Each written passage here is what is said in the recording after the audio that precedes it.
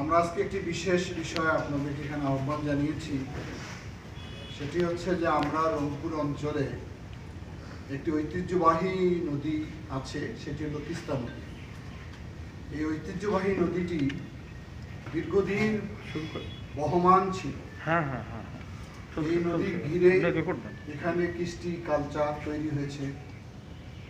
এই অঞ্চলে মানুষের এক সময় গোলা ভরা ছিল, গোয়াল ভরা গরু ছিল, পুকুর ভরা মাছ ছিল, মুখে ভাওয়াইয়া গান ছিল। তিস্তা পাড়ের মানুষ আনন্দে জীবন কাটাত। তিস্তা নদী আমাদের মায়ের মতো ছিল। সেই তিস্তা নদী এখন শুকিয়ে মরুভূমিতে পরিণত হয়েছে। তিস্তা নদী এখন ধুধু বালুচর। এটির নানাবিধ কারণ রয়েছে।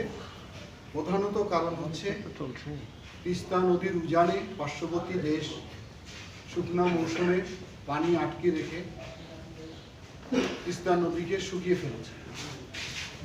এর ফলে বর্ষার সময় বিনা কারণে এভাবে পানি ছেড়ে দেওয়া হয়, যখন এই তিস্তার অববাহিকা বিস্তীর্ণ অঞ্চল প্লাবিত হয়, বাড়িঘর ভেঙে যায়, লক্ষ মানুষের ভিটামাটি উচ্ছেদ হয়েছে, বাড়ি ছাড়া হয়েছে, ছিন্নমূল মানুষে পরিণত হয়েছে।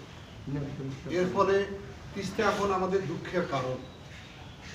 যে নদী একসময় আমাদের প্রাণ ছিল, ভালোবাসা ছিল, সেই তিস্তা এখন আমাদের এই অঞ্চলের মানুষের দুঃখের মূল কারণ।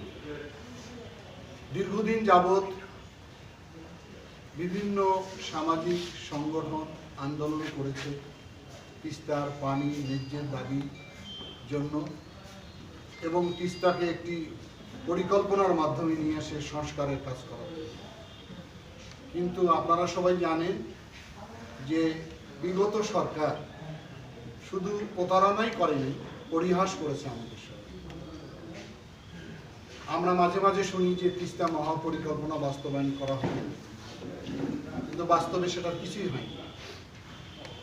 আমরা এটাও জানি যে আমাদের বন্ধু প্রতিম দেশ চীন এখানে অর্থায়ন করার জন্য আগ্রহ প্রকাশ করেছিল, একটি স্মারকও স্বাক্ষরিত হয়েছিল।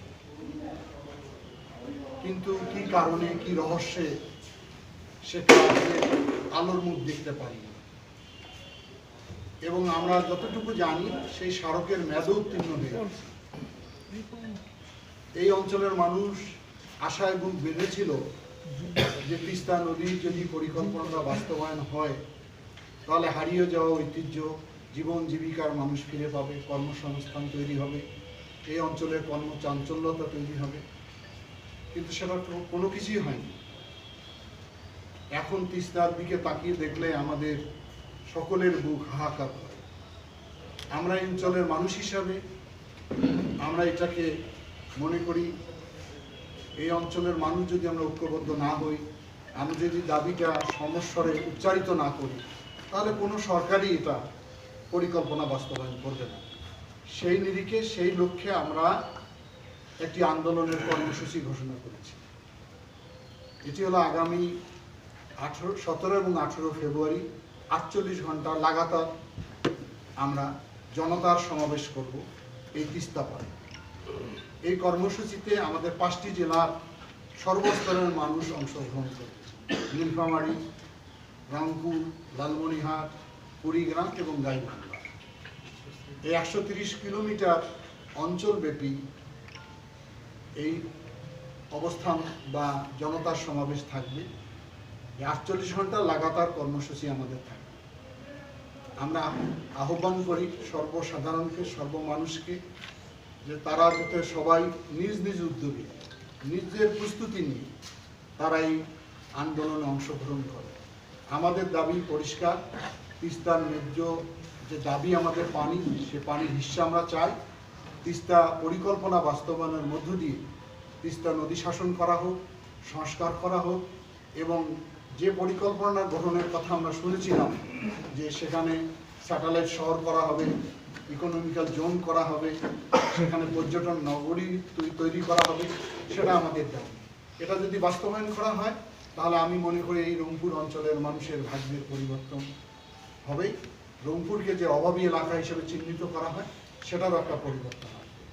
এটি কোনো ব্যক্তির দাবি নয়, এটি কোনো গোষ্ঠীর দাবি নয়, এটি কোনো ধর্মের দাবি নয়, এটি এই জনপদের দাবি, এটি কোনো রাজনৈতিক দলের দাবি নয়, এটি আপামর জনসাধারণের দাবি।